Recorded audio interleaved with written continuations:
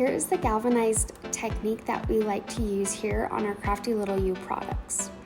So this is the bucket front for our new base piece, the street sign. We're going to first base it with the color Bridgeport Gray. Once that is dry, we're going to grab two paint colors, the metallic platinum and the charcoal, and then we grabbed a stenciling brush. Put your metallic platinum paint on a paper plate, dip your brush in it, and then dab off any excess paint.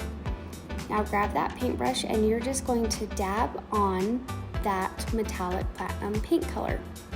And you can do as much or as little as you want. You really can't mess up on this technique. Just do it to what you like it to look like. And this is what it's going to look like to start with the metallic platinum color. Now we're going to grab charcoal, put your paintbrush back in there, dab out the excess, and now we're going to go through with that darker color, and this is causing it to have the darker look of the galvanized over top. And this you will blend to your heart's desire. You can do as little or the least amount as you want to do. Just make sure you get a nice good blend through on that galvanized look. And this is what it's going to look like.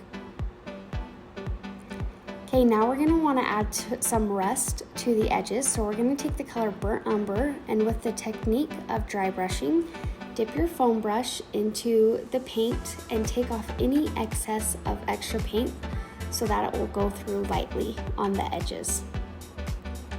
We love the galvanized look, and we think it's such a fun way to add a little bit of an older look to some cute craft products.